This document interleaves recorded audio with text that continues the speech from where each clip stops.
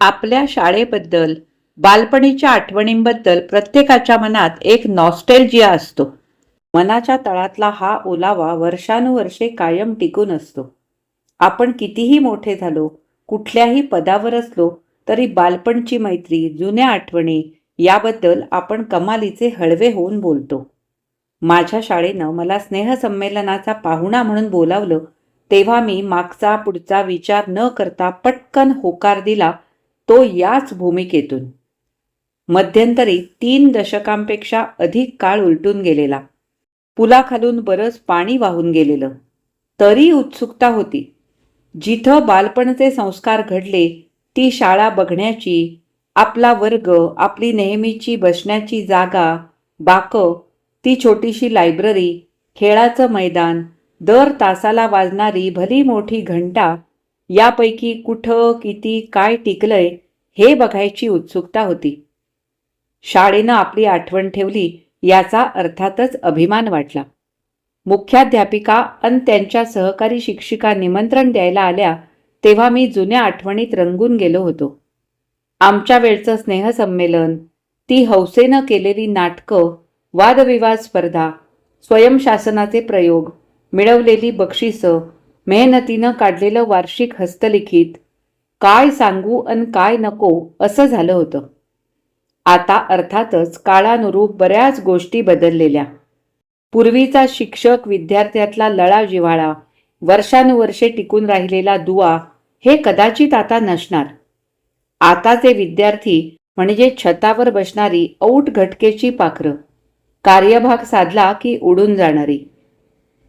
तुम्ही शाळेत असताना नाटकात काम करायचे का? मुख्याध्यापिकेबरोबर आलेल्या शिक्षिकेनं मला विचारलं. होय, हौस म्हणून. शाळा सुटली अन हौस फिटली. नाटकं अजूनही आवडतात, पण बघायला. साहित्याचं वेड मात्र शाळेपासून जोपासलं. ते वाढलं, टिकलं. तुम्हाला पवार सर आठवत असतील मग? ती आठवणीचा पाठपुरावा करीत म्हणाली. आठवतात ना. फार उत्साही होते पवार सर. स्नेहसंमेलनाच्या वेळी तर त्यांचा उत्साह सळसळत असायचा. नाट्य स्पर्धेत त्यावेळी आपली शाळा सातत्यानं बक्षिसं पटकावीत होती ती पवार सरांमुळेच. ते शिस्तीचे कडक होते. तुम्हाला आठवतं का, तुम्ही पूलमच्या वयम मोठम खोटम मध्ये काम केलं होतं? तिने खोदून विचारलं. आता मला कळेना ही मास्तरीण कसा शोध घेते आहे. होय, वयम मोठम खोटम मध्ये मी काम केलं होतं. त्या नाटकाला तेव्हा स्पर्धेत बक्षीस देखील मिळालं होतं. नाटकाचं अन अभिनयाचं देखील. अर्थात मला नव्हे, नाटकातल्या एका मुलीला. आता ती ओठातल्या ओठात हसली, नाटकात हसल्यासारखी. कमाल आहे, तुमची आठवण फारच कमजोर दिसते. तुमच्याबरोबर काम केलेली अन अभिनयाचं बक्षीस मिळवलेली ती मुलगी तुमच्या समोर आहे अन तुम्ही तिला ओळखलेलं देखील नाही. तिने माझी चक्क दांडी उडवली. मी तिच्या डोळ्यात खोल खोल बघितलं. त्या डोळ्यातील मिस्किल भावावरून एकदम ओळख पटली. तिचा चेहरा मात्र पार बदललेला, केसात चांदी विखुरलेली. मी दीप्ती भावे, तेव्हाची भावे. मी नाटकात तुमची मुलगी झाले होते. आत्ता माझी ट्यूब पेटली. I am really sorry. खरंच माझी मलाच लाज वाटते. मला ओळख पटायला हवी होती. त्यात एवढं वाईट वाटून घ्यायचं काही कारण नाही. अहो, आपण चक्क 38 वर्षानंतर भेटतो आहोत. कसे ओळखणार? तुम्ही मात्र होता तसेच आहात. फारसा बदल झालेला नाही. फक्त आधी खूप बारीक होता, काडी पहलवान. आता तुमची प्रतिष्ठा, तुमचं मानाचं पद तुम्हाला मानवलं शरीरानं. असेल कदाचित. आपल्यातले बदल आपल्याला दिसत नाहीत. आपण रोज नियमानं आरशात बघतो, पण दिसामासानं आपल्यातले बदल आपल्यालाच दिसत नाहीत, उमजत नाहीत. आम्ही त्या बॅचचे अनेक जण तुमच्याबद्दल इथं तिथं वाचत होतो. तुमच्या प्रगतीचा ट्रॅक ठेवीत होतो. खूप अभिमान वाटतो. आपल्या शाळेतलं कुणी इतक्या मोठ्या पदावर पोहोचलं की. दीप्ती भावेच्या नजरेत तोच लहानपणचा नाटकातला लढिवाळपणा आता मला स्पष्ट दिसला. दुनिया गोल आहे हे अशा वेळी पटतं. कोण केव्हा कुठं कशा वेळी भेटेल आपण कल्पनाही करू शकत नाही. नंतर दीप्ती भावे खूप बडबडत राहिली. त्या बॅचचं कोण कुठे आहे, तिला जेवढं माहिती आहे ते मला भरभरून सांगत राहिली. आश्चर्य म्हणजे ती स्वतःबद्दल, स्वतःच्या कुटुंबाबद्दल फारशी बोलली नाही. आम्ही घ्यायला गाडी पाठवू की? मुख्याध्यापिकेनं विचारलं. तुम्ही काळजी करू नका. माझ्या शाळेत यायला मला गाडी लागणार नाही. मी मॅनेज करेल. फक्त एकच अट आहे माझी. कोणती? मुख्याध्यापिकेऐवजी दीप्तीनं प्रश्न केला. ती स्नेहसंमेलनाची संयोजिका होती. कार्यक्रम अगदी वेळेवर सुरू व्हायला हवा आणि ठराविक वेळेत संपायला हवा. याची आम्ही काळजी घेऊ. तुमचा थोडाही वेळ वाया जाणार नाही. ही जबाबदारी मी घेते. ही सूचना देण्याचं एक कारण आहे.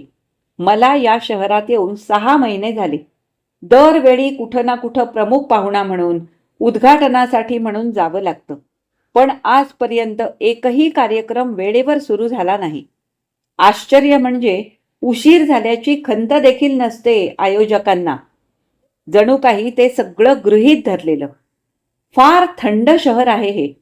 इथं कुणाला वेळेची किंमतच नाही. पण मला मात्र माझा वेळ मोलाचा वाटतो. तुम्ही आहात तसेच आहात, स्पष्ट बोलणारे, दीप्ती म्हणाली. मला आठवेना शाळेतही मी असाच होतो का? दीप्तीनं बऱ्याच गोष्टी लक्षात ठेवल्या होत्या खऱ्या.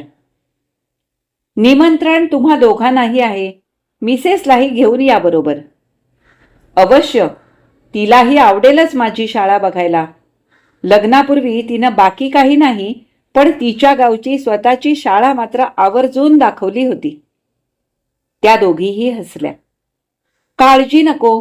कार्यक्रम सायंकाळी 5 वाजता निश्चित सुरू होईल, दीप्तीनं जाता जाता पुन्हा खात्री दिली. कार्यक्रमाच्या दिवशी शाळेत पाऊल ठेवताच मन भावूक झालं. जुन्या आठवणी जागवल्या. मनाचं पाखरू 3-4 दशकं मागे उडालं. तेव्हाचे शिक्षक आता अर्थातच नव्हते. कुणाचा मुलगा, कुणाचा जावई, कुणाची मेहुणी, ट्रस्टीजच्या नातेवाईकांचा भरणा. सगळी नवी पिढी. इमारत मात्र तशीच.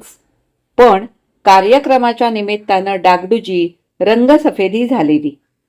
शाळेचे वर्ग तसेच, लायब्ररी त्याच जागी, कपाटातली पुस्तकं मात्र अर्थातच बदललेली. तुला आठवतं का दीप्ती? मी एकदम जीभ चावली. बोलता बोलता मी तिचा एकेरी उल्लेख केला. आय एम सॉरी, मी एकेरीत उल्लेख केला तुझा. तेच बरं केलंस.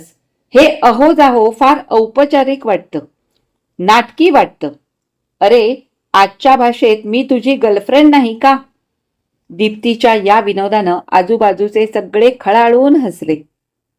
मी भाषणाची सुरुवातच दीप्तीच्या या गर्लफ्रेंडच्या उल्लेखानं केली. त्यांची टीचर माझी फार जुनी गर्लफ्रेंड आहे हे सांगताच टाळ्यांचा कडकडाट झाला. कार्यक्रमाच्या आधी पाहिलेलं विद्यार्थ्यांच्या विविध कलाकृतींचं प्रदर्शन प्रशंसनीय होतं. त्यात या नव्या पिढीची कल्पकता तर दिसून येत होतीच, पण बदलत्या प्रवाहाचं देखील ते प्रतीक होतं. खास करून पर्यावरणाबद्दलची मुलांची जागरूकता लाजवाब होती. अंधश्रद्धेला विज्ञानाच्या साध्या तत्वानं छेद देण्याचा प्रयत्न देखील मुलांच्या बुद्धीची चमक दाखवणारा होता. या सर्व विद्यार्थ्यांचं मी मनापासून कौतुक केलं. नवी पिढी खूप पुढे जाते हे स्पष्ट दिसत होतं. या पिढीच्या भवितव्याची चिंता करण्याची मला तरी कधीच गरज वाटली नाही. 40 वर्षांपूर्वी अशाच अनेक समारंभातून, स्पर्धातून, अशाच व्यासपीठावरून मी बक्षिसं पटकावली होती. आज माझ्या हातून त्या शाळेच्या हुशार अन होतकरू विद्यार्थ्यांना बक्षिसं देण्याचा मान मला मिळाला. शाळा तीच, देणारे घेणारे हात तेवढे बदललेले. तुमचं भाषण फार सुरेख होतं.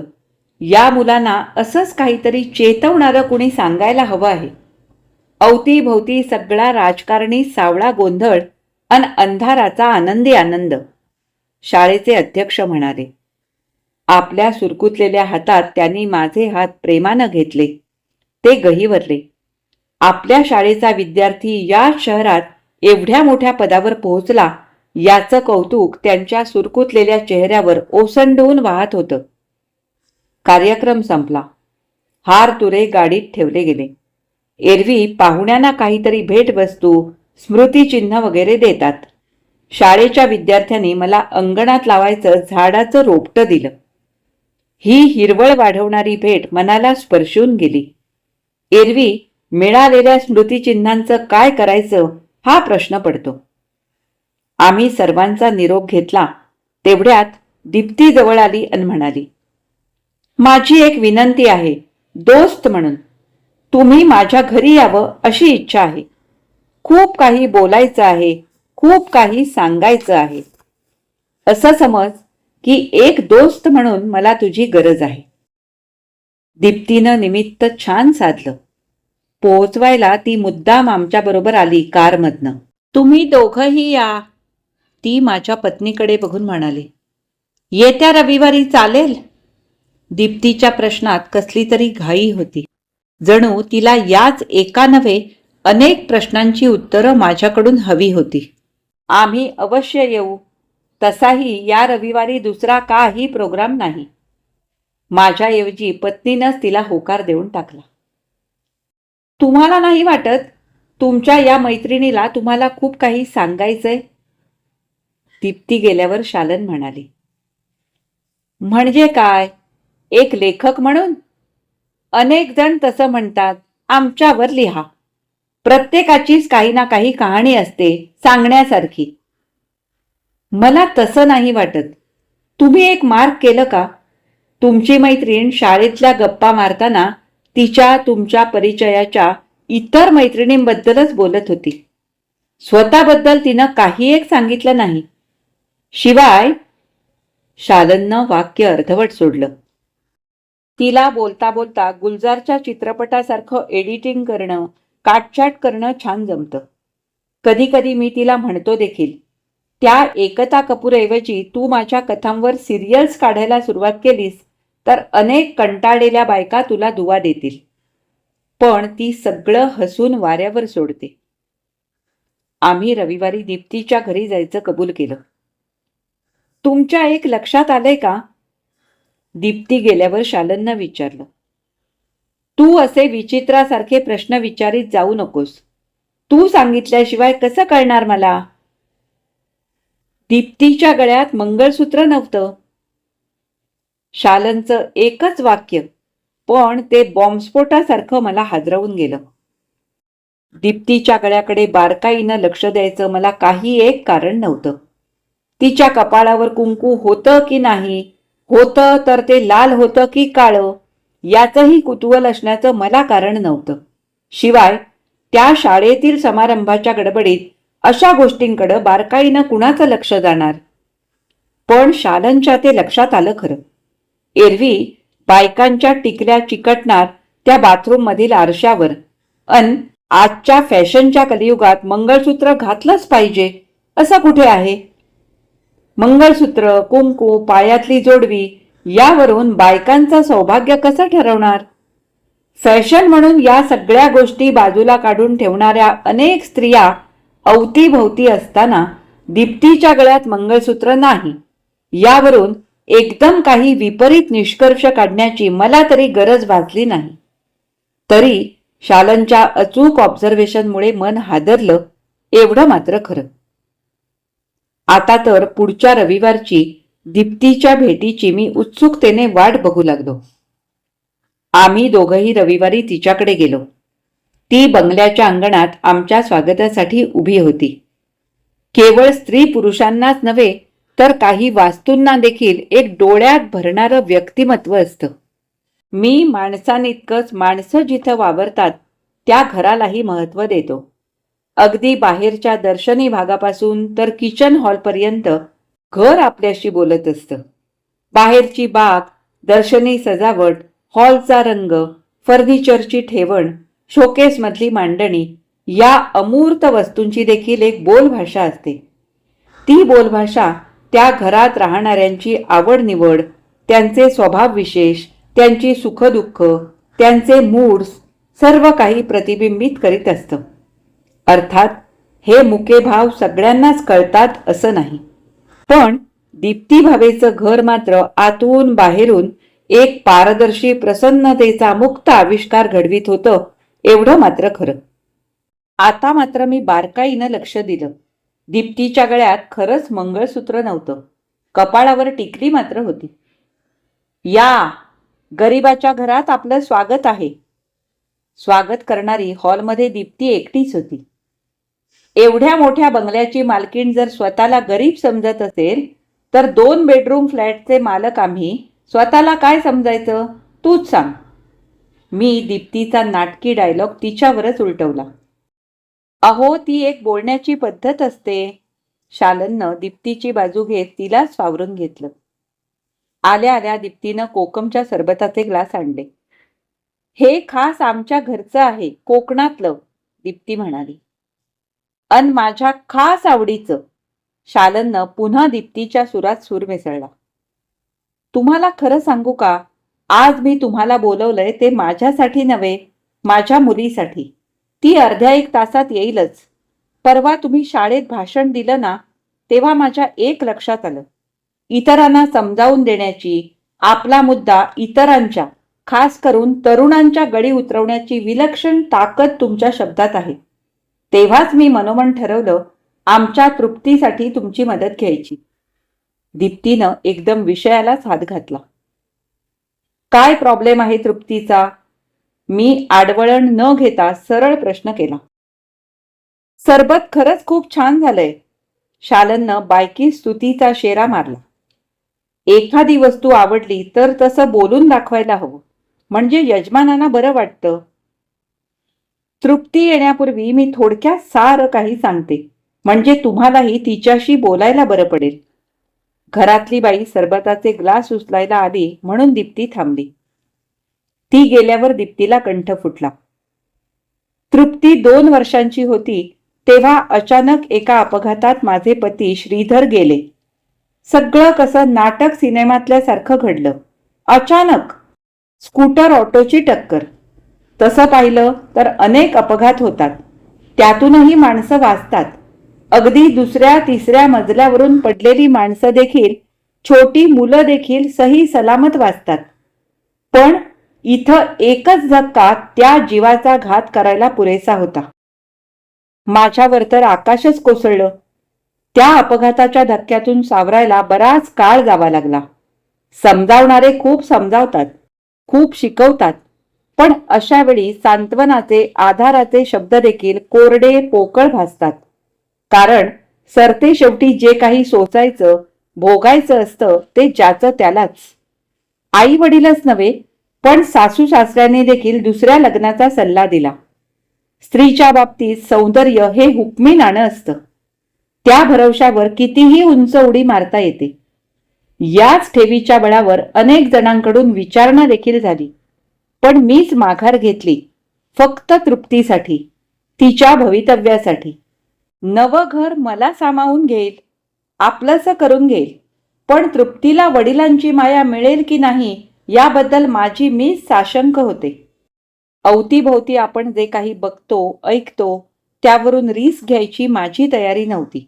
कारण आपण कितीही मोठेपणाच्या, उदार भावाच्या गप्पा केल्या तरी शेवटी आपलं ते आपलंच. सख्ख, सावत्र हे इतक्या सहजासहजी विसरण्यालायक नातं नसतं. अर्थात जगात देव माणसं नसतात असं नव्हे, पण माणसं केव्हाही बदलू शकतात. आपल्या स्वभावाचे रंग सरड्यासारखे बदलत जातात. तृप्ती श्रीधरचा जीव की प्राण होती, माझाही. तिला वाढवणं, तिचं भविष्य घडवणं हेच मी माझ्या आयुष्याचं ध्येय ठरवलं. सुदैवानं पैशाची कमी नव्हती. श्रीधरकडे जमीन जुमला, इस्टेट भरपूर. हा बंगला, शेतीचं उत्पन्न, ती काळजी नव्हती. सासू सासऱ्यांनी देखील पूर्ण पाठबळ दिलं. मग मी एकटीनंच ही वाट चालायची हिंमत बांधली. मी कुणावर अवलंबून नव्हते हे फार चांगलं होतं. प्रश्न होता पुरुषी आधाराचा, पण हे आधार देखील असतात तोपर्यंतच आपण परावलंबी असतो. जेव्हा सगळं काही आपल्या शिरावर येऊन पडतं तेव्हा आपोआप आपण स्वावलंबी होतो. आपोआप मार्ग सुचतात. मुख्य म्हणजे या धडपडीतून पडझडीतून खूप काही शिकतो आपण. खरं सांगू का, नवऱ्यावर सर्वस्वी अवलंबून असणाऱ्या बायकांची फार कीव येते मला. अनेकांना बँकांचं कामकाज माहिती नसतं, पॉलिसीची देखील कल्पना नसते. खरेदीच्या बाबतीत बायका हुशार हाही समज चुकीचा. मार्केट सर्वात जास्त फसवतं ते बायकांना, हे गेल्या काही वर्षांच्या अनुभवानं सांगते मी. या एकला चलो रे वृत्तीनं मला खूप काही शिकवलं. तृप्तीला श्रीधरची आठवण म्हणून मी जोपासली, वाढवली. तिला कुठंही काहीही कमी पडू दिलं नाही. बोर्डिंगमध्ये ठेवलं. सर्व काही उत्तम नव्हे, सर्वोत्तम असं तिला दिलं. स्वतंत्र वातावरणात या घरच्या माझ्या दुःखापासून दूर वाढली ती. त्यामुळे झालंय काय की तिचा स्वभाव थोडासा ॲग्रेसिव्ह झालाय. म्हणजे प्रत्येक गोष्ट तिला तिच्या मनासारखीच हवी असते. तडजोडीची तिची तयारी नसते. प्रत्येक गोष्टीत ती खूप वादावादी करते. स्वतः जजमेंट देते. तिचे मुद्दे खोडून काढणं देखील सोपं नसतं. तिच्या म्हणण्यात खरंच तथ्य असतं, पण या जगात राहायचं तर आपल्याला त्यातल्या त्यात तरुण देखण्या मुलीला काही नीती नियम बंधनं पाळायलाच लागतात. तृप्तीला हे काही एक मान्य नाही. She is a problematic girl. Dipti एका दमात बोलून गेली. मला शालनचं बोलणं आठवलं. शाळेच्या समारंभानंतर दीप्तीला भेटल्यानंतर ती म्हणाली होती, हिला तुम्हाला बरंच काही सांगायचंय. हे सगळं दीप्ती मला इतक्या विश्वासानं का सांगत होती? आमच्यात तसं काही जवळचं जिव्हाळ्याचं नातं नव्हतं. 3-4 दशकानंतर आम्ही भेटत होतो. शाळेतही खूप काही जवळीक नव्हती. तिनं म्हटल्याप्रमाणे आम्ही नाटकात बरोबर काम केलं होतं खरं, पण ते तेवढ्यापुरतंच. त्या काळी आजच्यासारखी मुलामुलींची जवळीक नव्हती. मोकळेपणानं बोलणं नव्हतं. नाटकाव्यतिरिक्त आम्ही परस्परांशी किती मोकळेपणानं बोललो असू शंकाच आहे. पण कुणाचा विश्वास कुठे बसेल सांगता येत नाही.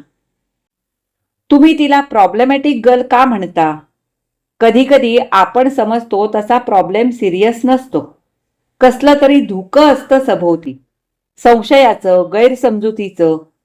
त्यामुळे पलीकडचं स्पष्ट दिसत नाही. आपलीच माणसं आपल्याला ओळखता येत नाहीत. मी दीप्तीला म्हटलं. तसंही असेल कदाचित. मी खूप काही शिकलेली नाही की हे असलं जाडजूड तत्वज्ञान वाचलेलं नाही. मी समोर दिसतं, अनुभवाला येतं ते खरं मानते. वय काय असेल तृप्तीचं? मी विचारलं. नुकतीच 30 पार केली तिनं. तुम्हाला तर माहितीच आहे, मुलीच्या बाबतीत वाढतं वय म्हणजे टांगती तलवार. तिला खूप समजावून बघितलं, पण लग्नच करायचं नाही म्हणते. आता दीप्तीचा प्रॉब्लेम हळूहळू स्पष्ट व्हायला लागला. हे सगळं एकटीनं सोसायचं म्हणजे सोपं नव्हतं. म्हणजे घरच्या मोठ्यांचा सपोर्ट असेलही, पण शेवटी ज्याचं त्यालाच सहन करावं लागतं. त्यालाच समजतं. काठावरून तमाशा बघणाऱ्यांना पाण्यात गटांगळ्या खाणाऱ्या भोवऱ्यात फसलेल्या व्यक्तीच्या परिस्थितीची कल्पना येत नाही. बाहेरचं गेट वाजलं तशी दीप्ती सावध झाली. तृप्ती आली आणि तिच्याबरोबर थंड हवेची हवी हवीशी वाटणारी झुळूक देखील. दीप्तीनं सांगितलं नसतं तर आम्हाला खरंही वाटलं नसतं तृप्ती तिशीची आहे हे.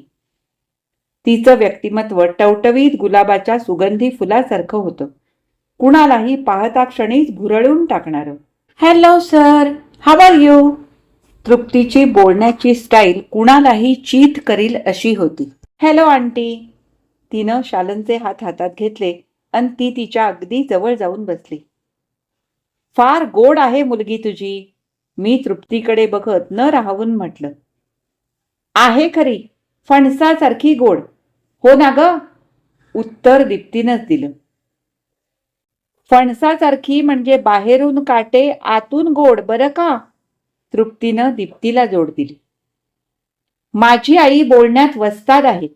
तुम्ही गप्पा करा, मी पटकन फ्रेश होऊन येते आणि तुमच्यासाठी फर्स्ट क्लास कांद्याची भजी करते. तृप्ती लगबगीनं आत गेली. पाहिलं ना कशी बिजली आहे ती. खरंच होतं दीप्तीचं म्हणणं. तृप्ती म्हणजे बिजली होती. 15 मिनिटात तृप्ती बाहेर आली, हातात कांद्याची भजी घेऊन, घरच्या साध्या वेशात अगदी फ्रेश होऊन. तुम्ही येणार म्हणून सकाळीच हिनं सगळी तयारी करून ठेवली होती. तृप्तीचं प्लॅनिंग वाखाणण्याजोगं आहे. तिला कोणत्याही बाबतीत टाळाटाळ विस्कळीतपणा आवडत नाही. तिची रूम बघण्यालायक असते. तिच्या बेडवर एक देखील सुरकुती पडलेली चालत नाही. भजी एकदम लाजवाब झाली था तृप्ती. तू संसार फार चांगला करशील. मी एकदम बोलून गेलो. तुमचं पहिलं सर्टिफिकेट मी स्वीकारते, दुसरं नाही. संसार म्हणजे स्वयंपाकघर हे समीकरण मला मुळीच मान्य नाही. मी अमेरिकेत होते तेव्हा आम्ही ज्या डॉर्मेटरीत राहायचो तिथं मुलं देखील छान स्वयंपाक करायची. निदान माझ्यापेक्षा निश्चितच छान. तृप्तीनं माझं शटलकॉक सफाईनं परतवलं. तृप्ती हे प्रकरण वाटतं तितकं सोपं नाही हे माझ्या लक्षात आलं. पुरुषही छान स्वयंपाक करू शकतात. स्वयंपाकाचा मक्ता फक्त बायकांनीच घेतलेला नाही हे तृप्तीचं म्हणणं मलाही एकदम मान्य आहे. मी तुम्हाला एक गंमत सांगतो. आमच्याकडे लग्न समारंभात 300-400 मंडळींचा स्वयंपाक करतात ते आचारी पुरुषच असतात. मी तरी आचारी स्त्री इतक्या माणसांचा स्वयंपाक करणारी बघितली नाही. मोठमोठ्या हॉटेल्समध्ये शेफ हे पुरुषच असतात. बाय द वे, आचारी या शब्दाचं स्त्रीलिंग काय? माझ्या या प्रश्नावर सगळेच खळाळून हसले. वातावरणात मोकळेपणा आला. हा प्रश्न तुम्ही आईलाच विचारा. ती शाळेत व्याकरण शिकवते. तृप्तीनं आपल्या आईलाच कॉर्नर केलं. आता एका विद्यापीठाचा व्हाईस चान्सलर जर माझी परीक्षा घेणार असेल तर मी आपले हात टेकून मोकळी होते. त्यांनाही माहिती आहे शाळेत सुद्धा मी त्यांच्या इतकी हुशार नव्हते. दीप्तीनं खरंच हात टेकले. या अशा तुलनाच मला योग्य वाटत नाहीत. आई, अगं तू हुशार नसशील अभ्यासात किंवा परीक्षा देण्यात, पण तुझ्यासारखी पुरणाची पोळी किंवा बाकरवडी या व्हीसींना करता येते का विचार? तृप्तीनं दीप्तीची सर्व्हिस सफाईनं परतवली. दीप्ती तिच्याकडे डोळे वटारून बघायला लागली. चला, म्हणजे पुढच्या वेळी आम्ही तुमच्याकडे येऊ तेव्हा मेन्यू काय असेल हे आत्ताच ठरलं तर. शालिनीनं दीप्तीच्या डोळे वटारण्याकडे दुर्लक्ष करीत तृप्तीच्या पाठीवरच थाप मारली. मी तृप्तीला हेच सांगते, आपण बाईच्या जातीत जन्म घेतलाय तेव्हा फक्त अभ्यासात हुशार राहून किंवा बाहेरच्या ऍक्टिव्हिटीजमध्ये चमकून चालत नाही. केव्हा ना केव्हा घर संसार करायचाच आहे ना. दीप्तीची गाडी मूळ पदावर आली.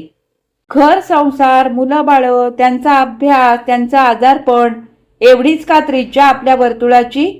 तुम्हीच सांगा मिस्टर व्हाईस चान्सलर सर. सगळे नीतिनियम आम्हाला, वागण्या बोलण्याची बंधनं आम्हाला. का म्हणून? समजा एखादीनं चौकटी बाहेर वागायचं ठरवलं तर, किंवा वर्तुळाबाहेरच्या कक्षात उडी घ्यायची म्हटलं तर सगळ्यांचे डोळे आमच्या आईसारखे वटारले जाणार. This is not fair. आता ही ताजीच ट्रेजेडी बघा. या समाजात एखाद्या मुलीला नव्या शहरात एकटं राहायचं म्हटलं तर ते देखील शक्य नाही. समाजाला ते मान्य नाही. त्यासाठी तिला लग्नाचं खोटं सर्टिफिकेट द्यावं लागतं. या लक्ष्मी पंडितचा किस्सा बघा.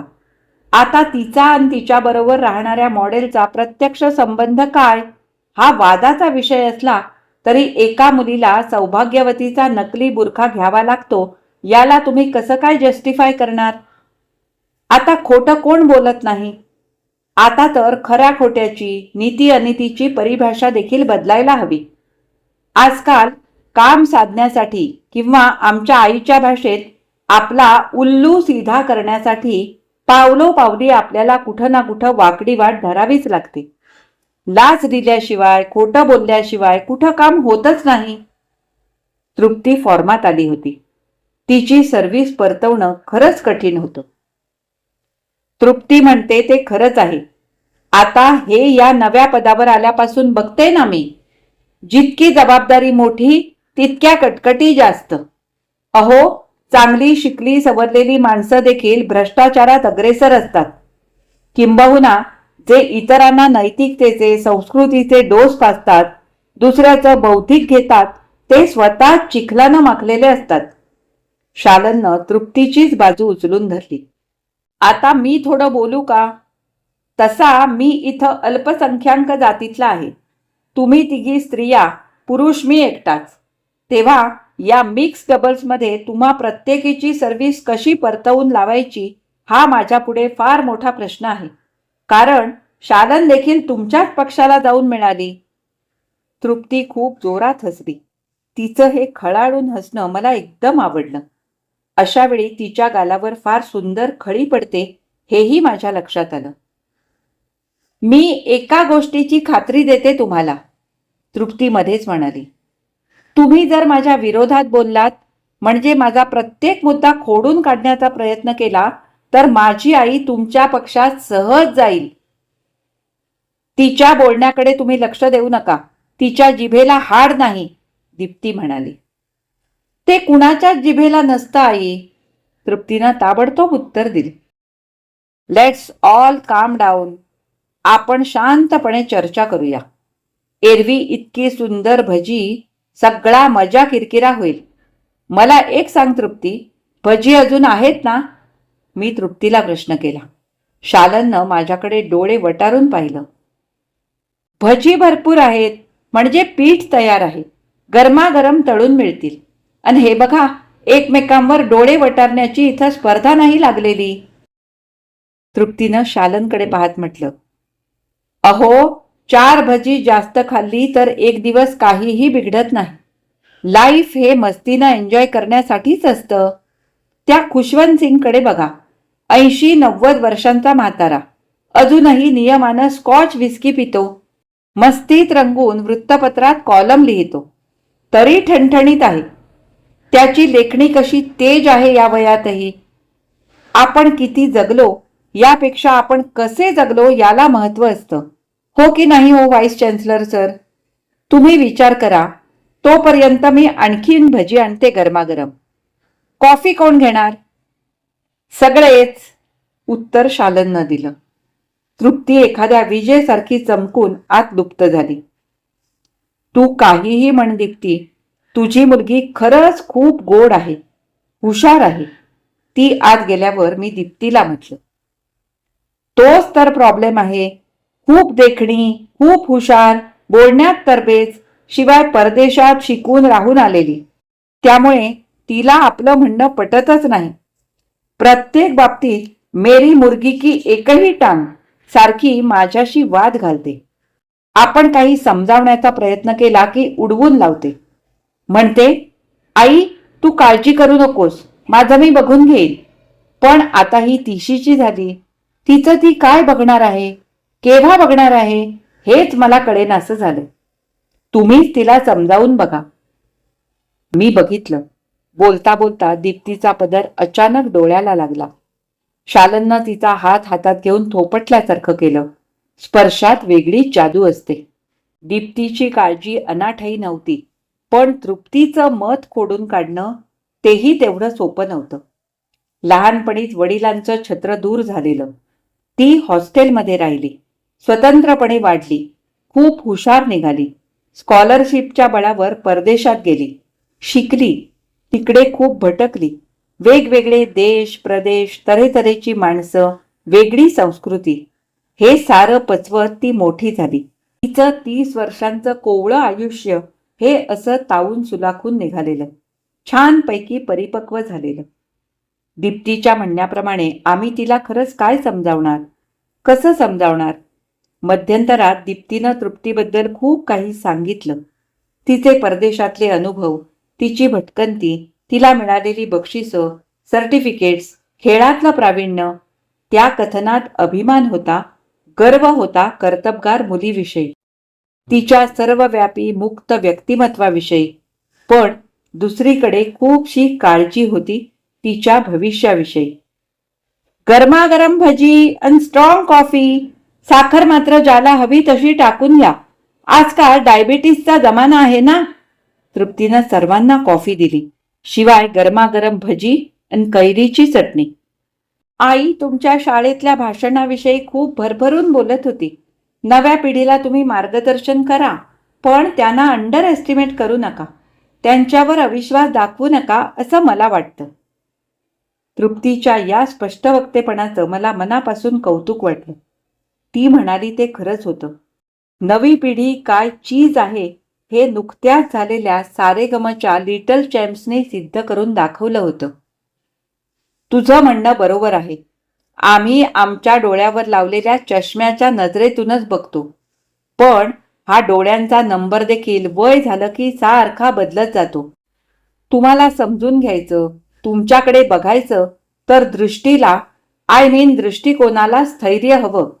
पण आमच्या सांगण्यामागे अनुभवाचा आधार असतो हे विसरून चालायचं नाही. मी तृप्तीला समजावण्याचा प्रयत्न करीत म्हणालो. अनुभवाचा रंग पोत हे देखील काळानुसार बदलत जातं. कालपर्यंत मुलींना 7च्या आत घरात हा नियम होता. आता मल्टीनॅशनल कंपनीत काम करणाऱ्या मुली हा नियम कसा पाळू शकतील तुम्हीच सांगा.